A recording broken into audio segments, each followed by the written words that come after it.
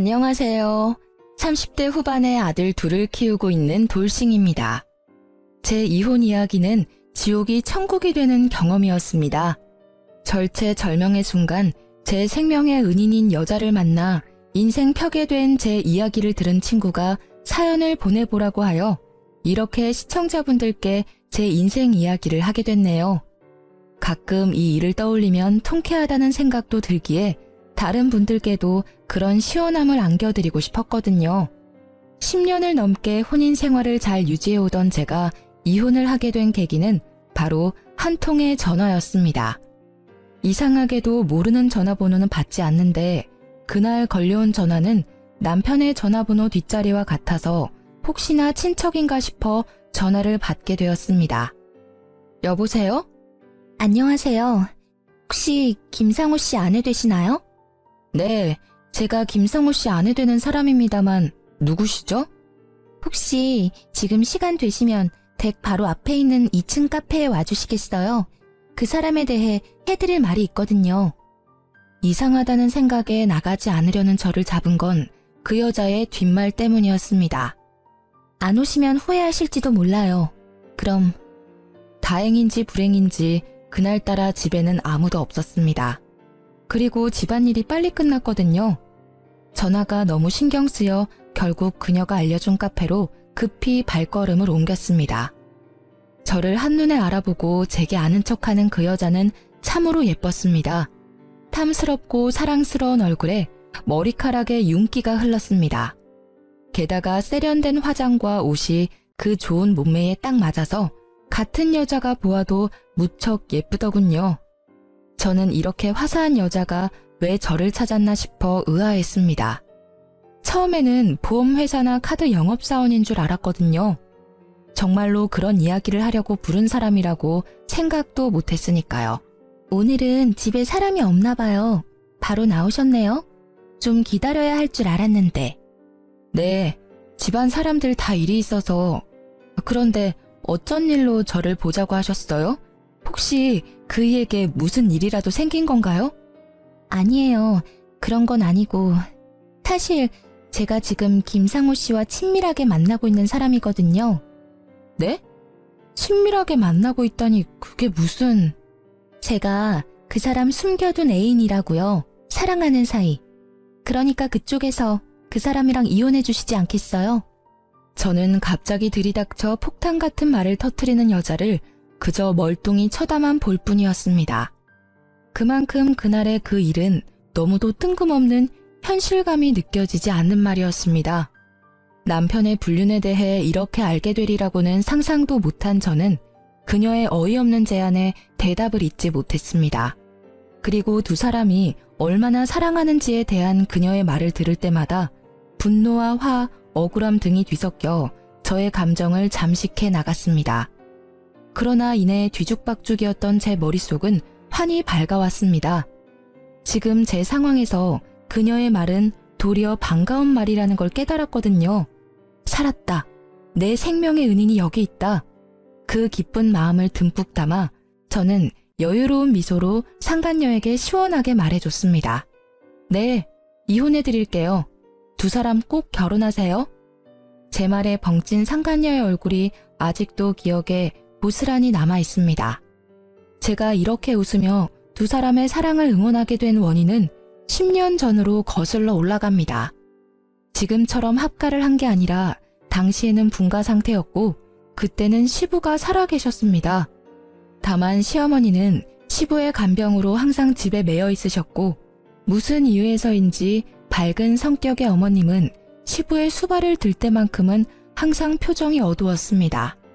그 모습이 애초로워 저는 어머님께 잘하려 무척 애를 썼습니다. 남편은 삼형제 중에 맏이었는데 셋이나 되는 며느리 중에 저를 가장 반기셨습니다. 손이 귀한 집안에 시집와 옥 같은 아들을 둘이나 낳은 것도 그 이유 중에 하나였지만 그것이 전부인 것은 아니었습니다. 어머, 어서 와라 아가. 이렇게 일찍 안 와도 되는데. 그래도 이렇게 일찍 와서 준비를 도맡아 해줘서 너무 고맙구나. 정말 나한테 일이 잘하는 건 너뿐이야. 별 말씀을요. 빨리 해놓고 저도 어머님이랑 수다 떨면서 시간 보내는 게 좋은걸요. 어휴, 세상에. 너는 말도 이렇게 예쁘게 하고 마음씨도 착해. 둘째는 어제 전화 와서는 바빠서 못 내려올 것 같다고 하더구나. 셋째도 며느리가 몸이 안 좋다고 늦겠다고 하던데 어째서 꼭 명절 제사 때만 몸이 안 좋고 바쁜 건지 원. 어머님, 제가 있잖아요. 걱정 마세요. 그래, 네가 있으니 내가 버티고 살아. 뭐 먹고 싶은 거 있니? 오늘은 내가 다 사줄 테니까 걱정 말고 이야기해. 이 집안의 시집온 이상 맏며느리로서 지켜야 할 것은 확실히 지키겠다는 제 각오가 어머님의 마음에 쏙 들었던 것 같습니다. 게다가 시부 간병에 적적하고 삭막한 시간을 보내는 시모와 도란도란 세상 사는 이야기를 나누며 정말 모녀보다 더 가까이 지냈으니까요. 어머님은 그런 저를 항상 고맙다며 표현해 주셨죠. 특히 동서들이 방문했을 때도 어머님은 제 얼굴만 보면 환하게 웃으셨습니다. 그렇게 몇 년의 시간을 지내고 원래도 아프던 시아버지가 운명을 달리했습니다. 얼마 지나지 않아 남편이 먼저 제게 말을 꺼냈습니다. 여보, 내가 할 말이 있는데. 무슨 말을 하려고 이렇게 폼을 잡아? 뜸들이지 말고 얼른 이야기해. 아버지 돌아가시고 그 집에 어머니 혼자 계시는 걸 보니 마음이 좀 그래. 저번에도 한번 본가에 들렀는데 아주 불을 다 꺼놓고 어둡게 지내고 계시더라고. 그랬어? 내가 좀 더 틈틈이 시댁 가서 어머님하고 이야기도 나누고 맛있는 것도 먹으러 다니고 그럴게. 그것도 좋지. 근데 그것만으로는 어머니 상태가 돌아오지 않으실 것 같고, 당신이 우리 어머니랑 사이가 좋으니까 하는 말인데 우리 그 집에 들어가 살지 않을래? 합가를 하자고? 우리 어머니가 우리 형제를 어떻게 키웠는지 잘 알잖아. 당신이 어머니랑 사이가 나빴으면 이야기도 안 꺼낼 건데 다행히 어머니도 당신을 워낙 좋아하시니까 우울한 마음도 빨리 가라앉지 않을까 해서. 그래도 합가라니. 그러면 집에서도 마음대로 편하게 있지 못하게 되잖아. 안 될까? 잘 생각해봐. 저렇게 놔뒀다간 큰일 또 치를까봐 걱정돼서 그래. 저는 잠시 말을 아꼈습니다. 어머님이 걱정되는 것은 맞지만 그렇다고 준비 없이 합가를 시도하는 것도 걱정스럽기는 마찬가지였어요. 그렇지만 시어머니의 상태가 걱정되는 건 마찬가지였습니다. 솔직히 저와 관계가 돈독했다는 것도 합가를 하게 된 결정적 요인이기도 했죠. 그렇게 저는 남편과 시댁으로 들어가게 됐습니다. 당연히 시어머니께서는 우리의 합가를 무척 반기셨습니다. 시어머니께서는 합가를 선택해준 저에게도 고마워하셨고 제 마음이라도 편하게 해주시려는 듯 제가 하는 일에는 절대로 잔소리나 꼬투리 잡는 말을 하시지 않으셨어요. 솔직히 그것만으로도 정말 감사하다고 생각했어요. 그러나 그런 어머님의 노력에도 역시 큰 문제가 생기긴 했어요. 당신, 오늘은 나랑 이야기 좀 해. 당신 왜 주차장에 나와 있어? 들어가, 날도 이제 찬데. 잠깐이면 돼. 당신 합가 후에 더 늦게 오는 거 알아? 합가하면 더 잘한다고 하지 않았어? 약속을 깨도 이런 식으로 깨는 건 아니지. 어휴, 또 그 얘기야? 그치만 어떡해. 일이 그렇게 늦게 끝나는 걸. 나도 일찍 퇴근하고 싶다고. 집에 와서 시원한 맥주나 마시면서 쉬고 싶어 하는 거 당신도 잘 알잖아. 그래도 이렇게 매번 늦는 법이 어딨어. 당신도 집에 와서 애들도 좀 보고 어머님하고 이야기도 하고 해야 할 거 아니야. 매번 왜 나한테 다 미루는데. 우리 애가 둘이야. 내가 꼬박꼬박 정시 퇴근하면 아들 둘 뒷바라지가 가능할 것 같아? 안 돼. 절대로 안 돼. 야근이라도 해야 수당이 붙어서 좀 넉넉하게 살 수 있을 거 아니야. 애들 맛있는 것도 사주고 미래에 하고 싶은 것도 마음껏 시켜줘야지. 그거야 그렇지만 그래도 너무하잖아. 육아도 힘들어. 당신은 대수롭게 생각하지 않지만 아침에 일어나서 잘 때까지 쉬지도 못하고 일한다고. 돌아서면 밥해야 하고 장도 내가 봐야 하고 애들 등하원도 내가 시키잖아. 게다가 당신이 늦게 오면 애들 목욕도 내가 시켜야 하고 결국 화장실 청소까지 내일이지. 내가 힘들다고 나이든 어머님한테 일을 시킬 수도 없는 노릇이고 당신이 일찍 와서 조금이라도 도와줘야 나도 숨 좀 돌릴 거 아냐. 자기가 좀 이해해줘. 누군 일하고 싶어서 야근하냐? 지금 상태로는 답이 안 나오니까 하는 거야. 당신한테 그저 막연하게 기다리라고는 안 해. 대신 직급 오르면 월급도 오르니까 그때는 야근 줄이도록 할게. 응? 그리고 나도 애들이랑 최대한 시간 같이 보내도록 해볼 테니까. 평일 야근도 문제지만 주말에 일 안 할 때도 문제잖아. 쉴 때라도 애들이나 어머님하고 좀 시간을 보내줘야지. 주말까지 나한테 시키면 나는 언제 쉬어? 당신만 쉬고 싶어? 나도 좀 쉬었으면 좋겠어. 집안일은 했는지 티도 안 나고 육아도 내가 다 도맡아 하니까 내가 얼마나 힘들게 사는지 모르지? 당신이 몰라서 그래. 야근 계속 해봐. 얼마나 몸이 피곤한데. 주말에 애 보는 건 거의 불가능에 가까워. 솔직히 아침 9시부터 저녁 10시까지 일하는 나한테 주말 정도는 양보해줘야 하는 거 아니야? 당신은 틈틈이 쉬면 되잖아. 쉴 틈이 어딨어. 있으면 진작 쉬었지. 게다가 애들이 당신을 찾지도 않아. 애들이 아빠는 맨날 첫날 일만 하는 사람이래. 얼마나 대화를 안 하면 이렇게 생각하겠어? 제발 돈만 벌지 말고 애 정서 발달에도 도움을 줬으면 좋겠어. 아, 알았어. 주말에 애들하고 놀러 가보도록 노력할게. 그럼 됐어? 이제 잔소리 그만하고 들어가자. 나 피곤해. 남편이 힘들어 보인 건 사실이었고 애초에 홀벌이를 하는 집이라 남편의 수입이 전부인 것을 감안하면 어쩔 수 없는 일이기도 했습니다. 그러나 머리로는 이해했지만 여전히 마음은 서운했습니다. 나의 하소연을 잔소리 취급하며 대수롭지 않게 여기는 그 모습에 실망도 했습니다. 그렇게 하루가 멀다 하고 우리는 똑같은 문제로 주차장에서 매번 이렇게 다투었습니다. 결국 그 뒤로도 저는 시어머니의 하루 세끼의 식사를 챙기는 것과 육아, 집 청소와 자질구레한 살림살이를 하느라 바쁘게 지낼 수밖에 없었습니다. 그렇게 지지고 볶고 10년을 지낸 어느 날 병원을 다녀온 어머님과 남편의 표정이 심상치 않음을 느꼈습니다. 무슨 일이냐고 물어보지도 못할 만큼 얼굴색이 파리한 시어머님 때문에 신경이 쓰여 같이 다녀온 남편을 추궁했더니 저녁에 시동생들과 함께 밖에서 보자고 하더군요. 무슨 일인데? 어머님 상태 많이 안 좋으셔? 아님 기력이 많이 떨어졌다거나. 아, 우리 어머니 간암이래. 간암이요? 시동생들과 동서들은 그 말에 깜짝 놀라 말을 잇지 못했습니다. 그래, 못해도 이기 이상이라는데. 거의 확실하고 전이 됐는지는 다음에 와서 확인해봐야 한다고 하는데 의사가 간이식까지 생각해야 한다고 하더라고. 여태껏 고생하신 어머니 이제야 좀 편히 사시나 했는데 하늘도 무심하시지. 가족들은 청청병력 같은 소리에 다들 망연자실이었습니다. 그래도 간이식하면 살 수는 있는 거잖아요. 우리 알아보러 가요. 우리 중에 간이식 할 수 있는 사람이 하나라도 있을 거 아니에요. 내 말에 남편과 시동생들은 모두 고개를 끄덕이며 동조했지만 동서들은 껄끄러운 표정이었습니다. 저만큼 어머님과 살뜰한 관계는 아니었으니 그럴 수 있다고 생각했습니다. 다만 제가 적합하다고 한다면 드릴 의향이 있었기 때문에 적합 검사를 받자고 한 것뿐입니다. 그리고 병원의 결과는 놀라웠습니다.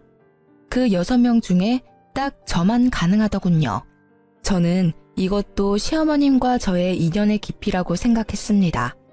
저를 살뜰히 챙겨주셨으니 저도 그 마음에 보답할 수 있는 길이 생겼다고 생각했죠.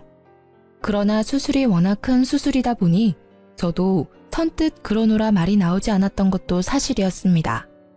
당시 육아와 살림에 찌든 제 몸 상태도 그리 좋지만은 않았거든요. 그 모습이 제가 망설이는 거라고 생각한 남편과 시동생들은 울며 불며 제게 매달렸습니다. 여보, 제발 부탁이야. 응? 우리 어머니 좀 살려줘. 이런 말 정말 파렴치한 거라는 거 알고는 있는데 붙잡을 곳이 당신뿐이야. 이식만 해주면 진짜 편하게 살 수 있도록 내가 다 할게. 예, 형수님. 우리 어머니만 살려주시면 진짜 살면서 이 빚은 다 갚을게요. 제발 부탁드립니다. 저희가 이제부터 더 잘할 테니까 제발요. 시댁에 모인 모두가 저를 설득시키려고 할 때 시어머님이 서늘한 표정으로 말씀하셨습니다. 됐다. 간이식은 받지 않으마. 오히려 잘 됐어. 늙으면 일찍 죽어야 흉한 꼴 안 보이고 갈 수 있어. 어머니, 그런 말씀이 어디 있어요. 자식들 생각 좀 해주세요. 이렇게 살릴 수 있는 방법이 있는데 어째서 눈앞에서 어머니를 잃어야 하는데요. 그래요, 어머님. 저도 몸 상태가 좋아지면 아서라. 이미 다 늙어 빠진 노인이야. 앞길 팔팔한 젊은 애들 간을 얻는다 한들 얼마나 살 거라고 수술을 해? 그거야말로 낭비야. 이식 안 할 거니까 그렇게들 알고 있어. 어머니! 그런 시어머님의 모습을 보니 저는 더 해주고 싶은 마음이 들었습니다. 그러나 당시 저의 몸 상태도 그리 좋지는 않았고 의사 선생님과 수술 과정의 준비에 대한 이야기를 듣고 한참을 고민하던 중이었습니다. 그러던 차에 제게 생명의 은인이 다가온 것이죠. 저희 3년 동안 당신 몰래 거의 매일 만났어요. 1년 전쯤부터는 출장이라고 속이고 여행도 갔다 왔죠. 쉽게 말해 3년 동안 불륜을 저질렀다는 말인가요? 불륜이 아니라 사랑이죠. 제가 그런 꺼림칙한 관계로 끝낼 거였으면 그 사람 와이프인 당신 앞에서 이렇게 당당하게 밝히고 있겠어요? 그래서 당신의 마음이 사랑이기 때문에 둘은 사랑을 나누었다고 말하고 싶은 건가요? 그런데 어쩌죠? 세상에서는 당신들의 관계를 불륜이라고 불러요. 그리고 당신은 그 사람의 애인이 아니라 상간녀고요. 그러니까 그게 싫어서 이렇게 제가 온 거잖아요. 그 사람이 당신이라는 여자에 대해 얼마나 부정적으로 생각하는지는 알고 있어요? 잔소리 많고 꾸밀 생각조차 없는 아줌마라고 이야기하면서 아침에 눈을 뜨면 보고 싶지 않다고도 했었죠. 부정적으로... 불륜 저지르는 남자들은 다 똑같지 않나요? 와이프는 세상에서 제일 못된 추녀고 상간녀는 세상에서 제일 착한 미녀라고 하죠. 일단 눈앞에 먹음직스런 음식에 눈이 멀어 무슨 말이든 뱉고 보는 거죠. 그런데 왜 당신이 와서 이야기해요? 이야기하려면 그 인간이 내게 직접 이야기해야 하는데 당신과 저는 아무런 관계도 아니잖아요. 저와 법적으로 얽혀있는 건 그 남자고 당신은 남인데 그 법적 관계를 깨고 제가 그 관계를 가져가고 싶어서 그렇죠. 저도 이 관계 청산하고 그 사람과 진심으로 새 출발하고 싶어서 이렇게까지 한 거예요. 그이는 다정하기도 하지만 워낙 우유부단해서 그런 말을 직접 못하잖아요. 하고 싶은데 못하고 있는 걸 보고 제가 하러 온 거예요. 당당해 보이지만 사람들 없을 때 몰래 불러낸 거 보면 남편한테 들키고 싶지 않아서 그런 것 같은데 왜요? 그 사람이 그냥 연애만 하자고 해요? 그래도 다행이네요. 언젠가 마누라랑 이혼하고 당신이랑 살 거라는 허황된 공수표를 날리지는 않은 것 같아서. 맞아요. 솔직히 말하면 와이프한테 들키지 않고 계속 연애만 하자고 해서 열받아서 직접 몰래 왔어요. 이봐요. 저희요. 3년을 몸을 맞댔어요. 저는요. 이제 제 것을 남과 나누고 싶지 않아요. 당신이 와이프라면 바람 피운 사람하고 말도 섞기 싫은 게 당연한 거 아니에요? 그러니까 당신이 그 사람이랑 이혼해 줄 것 같아서 온 거예요. 냉정하게 맞받아치고 있었지만 이미 제 머릿속은 분노와 화로 가득했습니다. 아들 둘을 키우랴 시모 수발 들랴 이제껏 나 자신에게 소홀했던 그 대가를 치룬 것만 같았습니다. 게다가 마누라를 합가까지 시켜놓고 자신은 늦게까지 젊은 여자와 바람이나 히히덕거리고 있었다는 것을 떠올리기만 해도 부하가 치밀어 올랐어요. 분노로 벌벌 떨리는 손을 그 상간녀에게 들키지 않으려 꽉 쥐고 있었습니다. 그러고 보니 몇 년 전에는 거의 없었던 출장이 요 1년간 잦았다는 것이 떠올랐습니다. 가만히 생각해보면 징조는 여럿 있었습니다. 언제나 외모와 옷에 신경 썼고 영수증이나 신용카드 내역도 철저히 숨겼죠. 저는 그 능글맞은 남편의 얼굴이 떠올랐습니다. 그리고 시어머니에게 간이식을 해줄 생각도 아예 싹 사라졌습니다. 나를 배신한 남편을 생각하니 어머님께 간을 이식해주고 싶지 않았어요. 저는 상간녀의 말을 들으며 마음을 정했습니다. 이혼하기로. 네, 이혼해드릴게요. 두 사람 꼭 결혼하세요. 정말요? 진짜 이혼해주는 거예요? 네, 그러니 걱정 마세요. 당신 말대로 저도 그런 남자 얼굴 맞대며 살고 싶은 마음 추워도 없거든요. 말이 통하는 사람이라 다행이네요. 역시 제가 나서야 일이 해결되네요. 네, 그치만 두 분은 제 혼인 파탄에 책임이 있으시니까 내일 저는 이혼 전문 변호사를 찾아갈 거예요. 법적 관계를 거의 반강제로 청산당하게 생겼으니 그 정도는 이해해 주실 거죠? 그럼요. 걱정 마세요. 너무 고마워요. 이렇게 깔끔하게 해결돼서 정말 다행이에요. 아니었으면 진짜 힘들게 돌아갈 뻔했어요.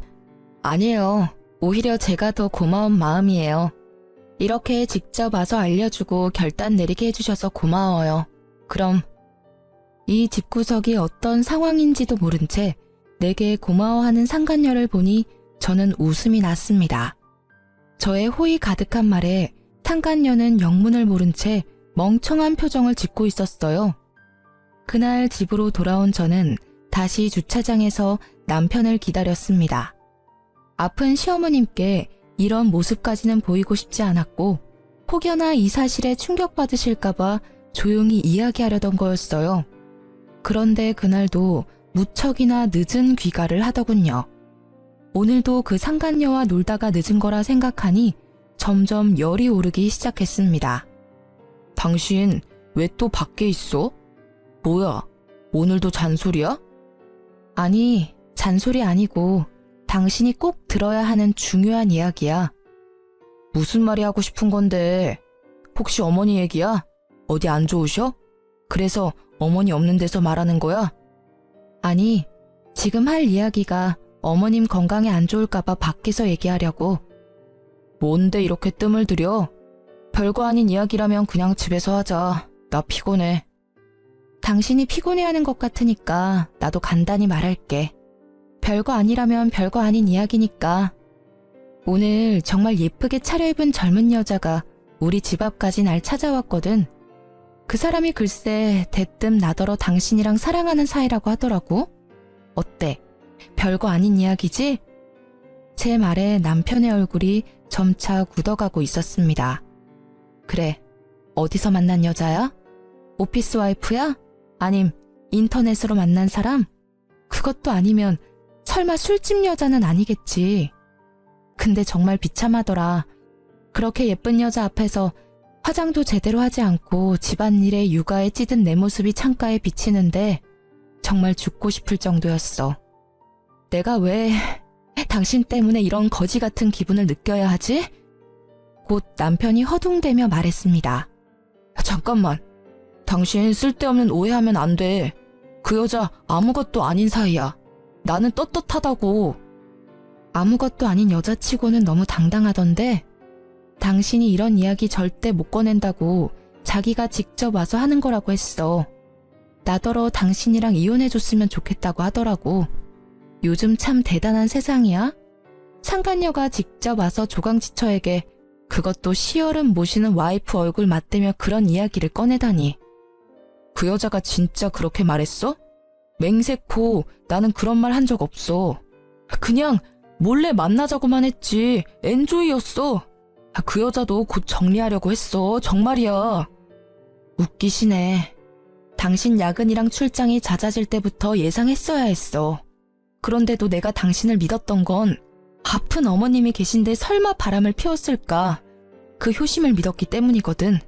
지금 생각해보니 너란 사람이 상식적인 인간이라 믿은 내가 참 바보였네? 여보, 미안해. 근데 진짜로 이것만은 알아줘. 걔는 그냥 잠깐, 진짜 아주 잠깐 재미로 사귄 거야. 알잖아. 살다 보면 이런저런 해프닝이 생기는 것처럼 그런 사소한 해프닝인 거지. 진지하게 만나거나 그런 거 절대 아니야. 난 분명 싫다고 했고 또 근데 이상하지? 그 여자 말 들어보니 아주 둘이서 행복하게 3년을 연애했다는데 그것도 최근 1년은 출장 간다며 여행도 많이 갔다지? 그래, 나랑 우리 아들들은 당신이랑 여행 간 지가 언젠지 기억이 나지 않는데 그 여자는 매달 여행을 시켜줬어? 그것도 호화롭게. 왜? 와이프랑 아들한테 돈 쓰는 게 아까웠어? 아, 그래. 그러긴 했어. 아니라고는 안 할게. 그치만 그건 그냥 기분 전환용이었다고. 나는 당신이랑 이혼할 생각 없이 재미만 잠깐 보려고 했지. 진짜야. 나 좀 믿어줘. 끝까지 진지한 사이가 아니었다고 나를 설득시키려는 남편에게 화가 나서 결국 터져버렸습니다. 냉정하게 말하려고 했던 마음이 터져버리자 결국 참을 수 없는 분노가 쏟아져 나왔어요. 믿어줘? 나를 반강제로 시댁에 합가시켜서 힘든 일은 다 하도록 만들어 놓고는 당신만 재미를 봤다?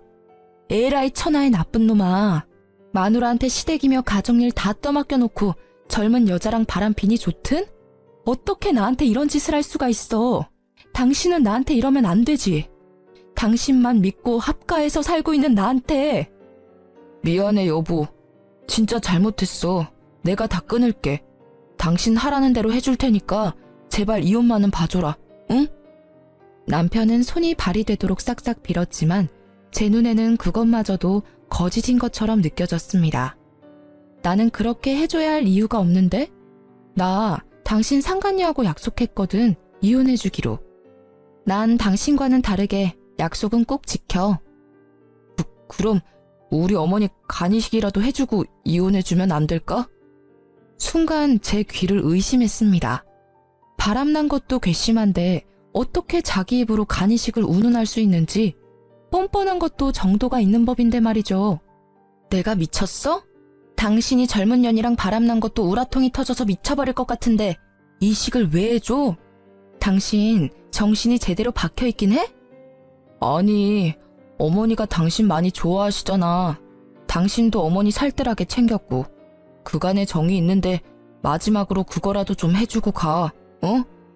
나한테 부탁하지 말고 당신이랑 죽고 못 살도록 알콩달콩 깨볶는 상간녀한테 이야기하는 게 어때? 그 정도로 사랑한다면 싫다 소리 없이 해줄 텐데 안 그래?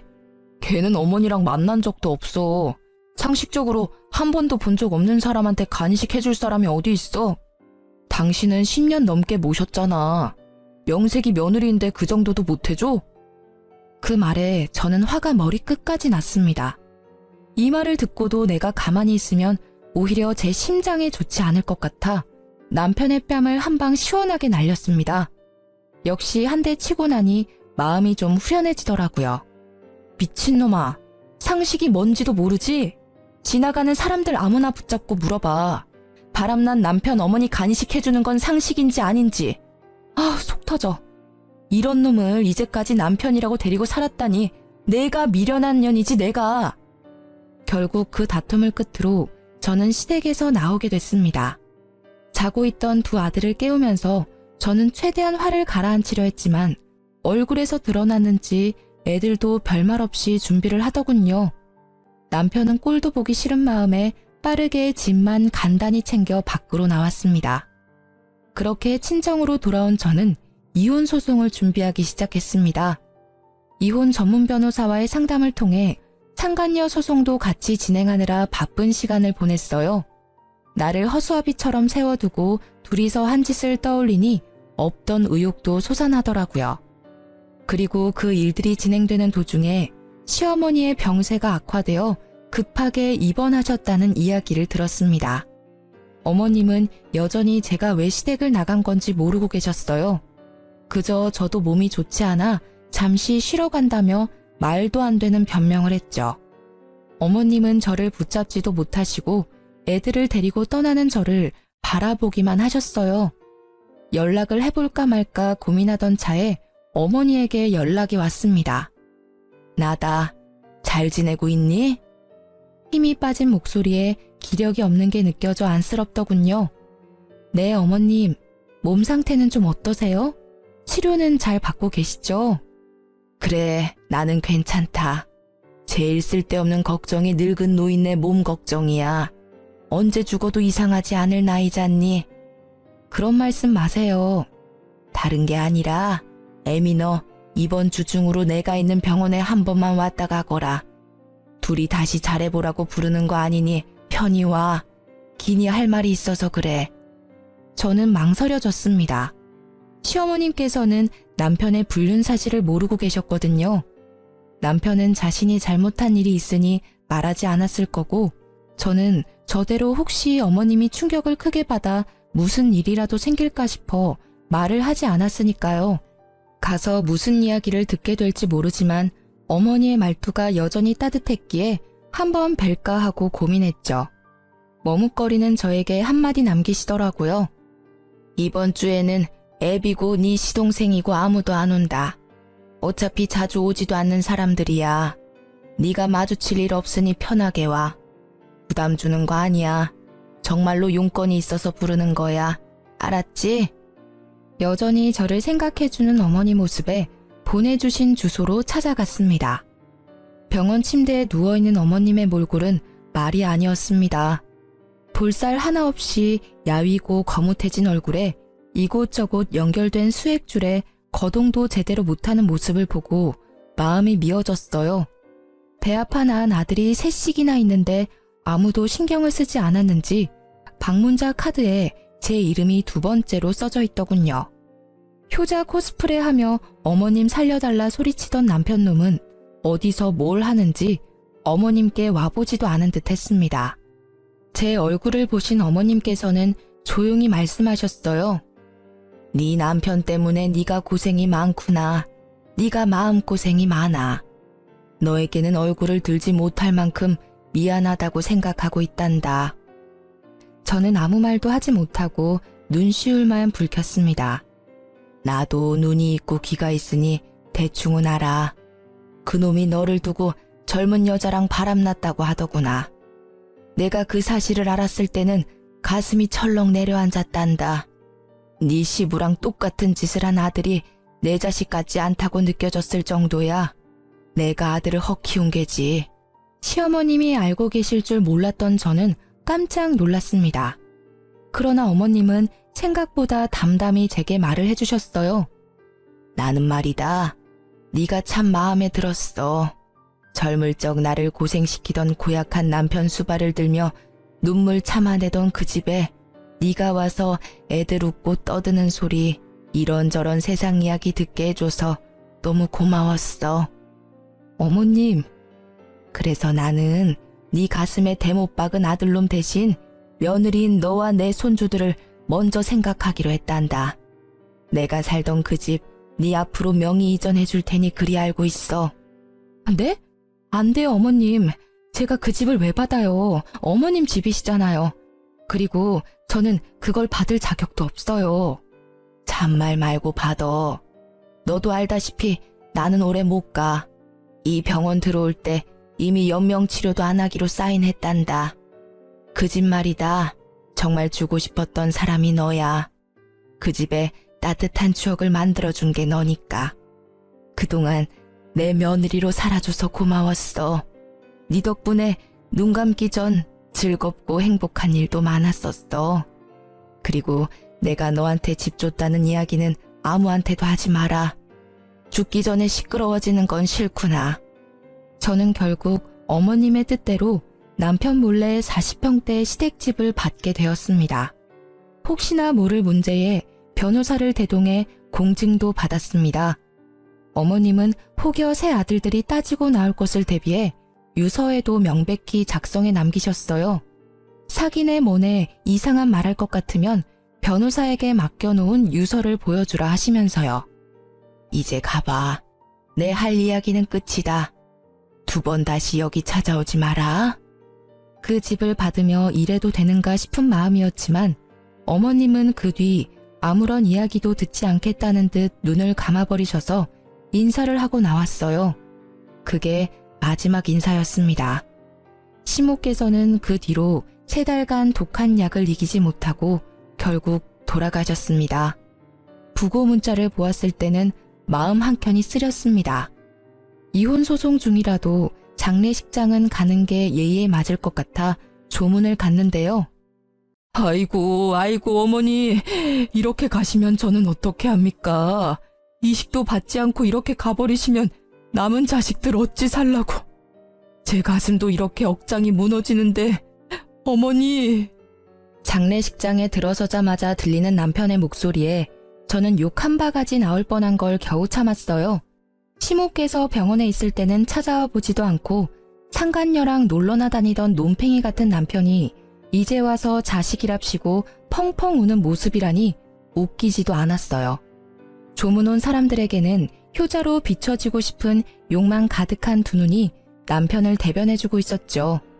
그 꼴을 보는 게 싫었던 저는 빠르게 조문을 마치고 시댁으로 다시 돌아왔습니다. 어머님이 입원해 있던 동안 상간녀가 이 집에서 살았었는지 상간녀의 짐도 엄청나게 많더군요. 이제 제 집이 된 시댁에서 남편이 들어오기를 기다렸던 저는 도어락 열리는 소리에 거실에서 남편을 맞이했습니다. 남편의 옆구리에는 그 상간녀가 딱 붙어 있더군요. 시모가 없다고 이렇게 바로 상간녀를 데리고 오다니. 남편은 제가 거실에 있는 걸 보더니 깜짝 놀란 듯 했습니다. 당신이 왜 여기에 있어? 어차피 이혼 소송 중인데 짐 싸고 당장 나갈 줄 알았더니. 아니지, 짐 싸고 당장 나가야 되는 게 맞지. 역시나 남편은 모르고 있었습니다.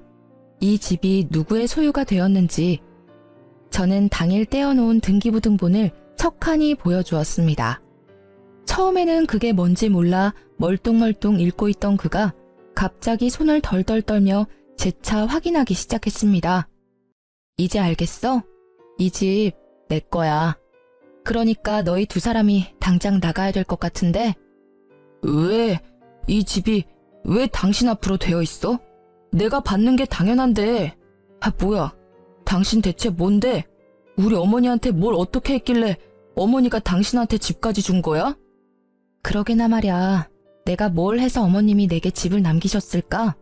당신이 잘 좀 생각해봐. 일단 이 집에서 나가. 알았지? 야, 너 설마 우리 엄마 협박했어? 아님 시어머니 상대로 사기쳤냐? 정당하게 합법적으로 시어머님 통해서 전달받은 건데 못하면 어머님 담당했던 변호사님께 찾아가봐. 명함 줄게. 당당한 제 말에 뒷목 잡는 남편과 옆에서 눈알만 열심히 굴리는 상간녀의 모습을 보며 곧장 이삿짐 센터에 전화를 했습니다. 여기요, 용달차 하나 보내주세요. 짐 그렇게 많지는 않거든요. 최대한 빨리 와주세요. 상간녀가 저와 제 아들들 짐만 고스란히 모아 창고방에 처박아 놓았길래 저는 그 짐을 제외한 남편과 상간녀의 짐을 모조리 용달에 실어달라고 했습니다. 남편이 믿고 있던 재산이 그 집뿐이었는데 그 집이 제 것이 되었으니 상간녀는 두 번 다시 볼 일 없다는 듯 짐을 챙겨 나가려고 하더군요. 야, 너 어디 가? 야, 너 설마 내 돈 보고 붙어 있었어? 이 꽃뱀 같은 년이? 그럼 오빠 어딜 봐서 나 같은 여자가 붙어 있었겠어? 이 집이 오빠 명의도 아닌데 내가 붙어 있을 필요 없잖아. 서로 주고받는 심플한 사이인데 그 정도는 당연한 거 아니야? 뭐? 뚫린 입이라고 함부로 이야기하지. 언제는 나 좋다며. 내가 전부라며. 네가 와이프한테 이혼하라고 해놓고 너 혼자 빠지겠다. 내가 시키지도 않은 일을 만들어서 분란만 만든 건 너야. 너도 책임질 건 져야 할 거 아냐. 왜 네가 싸지는 일을 내가 수습해야 하는데? 그거야 오빠 생각이지. 게다가 오빠가 이렇게 멍청한지 몰랐었거든. 난 돈 없는 오빠한테는 관심 없어. 오빠가 뭐가 대단해? 몇 푼 되지도 않은 월급에 얼굴이 잘생겼기를 해 다정하기를 해. 거기다가 봐. 내가 오빠 생각해서 와이프랑 이혼하게 만들어놨는데 두 눈 뜨고도 집까지 홀랑 뺏기고. 너 말 다 했어? 저와 용달 기사들이 보는 앞에서 두 사람의 추접스러운 대화는 그렇게 몇십 분 동안 이어졌습니다. 정말 수준 떨어지는 사람들끼리 똑같은 짓 하는 걸 보니 코미디가 따로 없었네요. 결국 남편은 상간녀와 함께 제 집에서 쫓겨났습니다. 어디로 간 건지는 모르겠지만 두 사람이 함께가 아니라는 것만은 확실했어요.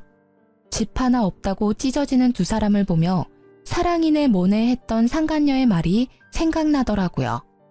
그 여자에게는 남편이 물려받았을 집이 사랑의 대상이었겠죠. 그렇게 저는 남편과의 이혼 소송에서 승소하게 되었습니다. 당연하다고 생각해요. 상간녀를 데리고 시댁에 온 것도 그렇고 그 상간녀가 와이프인 나를 찾아와 이혼을 종용하기까지 했으니 말이죠. 그럼에도 소송까지 간 남편이 대단한 건지 모자란 건지 모르겠네요. 아, 물론 상간녀한테는 손쉽게 위자료를 받아냈죠. 요즘 애들 참 시원시원하더라고요. 소장을 받자마자 돈이 입금되더라고요. 그런데 남편은 거기에서 끝나지 않았어요. 여보, 애들은 좀 보여줘. 어떻게 엄마가 돼서 애들한테 아빠를 없애버릴 수 있어? 당신 정말 잔인한 사람이야, 어? 당신 진짜 열받는 소리만 골라서 하는 재주가 있네? 애들 어려서 아빠 찾을 때 당신 뭐라고 했는지 기억 안 나지? 아빠 바빠, 아빠 피곤해, 아빠 힘들어. 매번 이 말만 하면서 도망갔던 건 애들을 위해서 한 일이었니? 내가 잔인해? 미안한데 이미 애들 어렸을 때부터 아빠 자리는 한참 비어 있었거든? 그때는 나도 피곤했어. 지금은 또 다르잖아. 나는 애들한테 잘할 자신이 있고 또 친아빠니까 애들을 볼 권리도 있어. 애들이 보고 싶으면 밖에서 봐. 이 집으로 기어들어오지 말고. 밖에서 보고 맛있는 거 사주고 같이 즐겁게 놀다가 집에 보내주면 되잖아. 애들이 집에서 노는 걸 더 좋아하잖아. 어릴 때도 보니까 집 안에 붙어서 놀던데. 언제적 얘기를 하는 거야? 허튼 소리 그만하고 이제 내 집에 발도 디디지 마. 한 번만 더 찾아와서 난동 부리면 바로 경찰 부를 거야. 전 남편은 그제야 자신이 한 짓이 후회가 되는지 눈물을 질질 흘리기 시작하더라고요. 동정표를 사려는 작전은 제게 통하지 않는다는 걸 모르는지 이렇게 끈덕지게 집으로 들어오려던 이유가 무엇인지 나중에 알고는 웃었어요. 알고 보니 회사에서 불륜을 저질러 이혼 소송 당한 게 소문이 파다하게 났다더군요. 누가 소문낸 건지는 모르겠지만 그 길로 전 남편은 직원들에게 왕따 당하다가 결국은 스스로 사표를 냈다고 해요. 직장도 잃고 아내와 자식도 잃고 그렇게 애정하는 상간녀까지 잃은 전 남편이 뭐 하나라도 건져보려고 내 집에 온 거였어요. 최근에는 퇴사하고 일이 없어 배달기사로 벌어먹고 산다고 하더군요. 앞으로는 제발 저한테 피해를 주지 않았으면 하거든요. 이렇게 긴 글을 쓰다 보니 진짜 그 상간녀의 연락이 없었다면 제가 어떤 꼴을 당했을지 상상도 가지 않네요. 그 상간녀가 제게는 정말로 은인이나 다름없어요. 이렇게 제 이혼 이야기는 끝이 났네요. 조강지처를 벌이려던 나쁜 남편의 말로를 보시니 속이 시원하시죠? 어디 가서 이야기하기 힘든 말이지만 이렇게라도 털어놓으니 제 마음도 한결 편안해졌어요. 이렇게 긴 글을 함께 봐주신 분들에게 감사의 마음을 전합니다.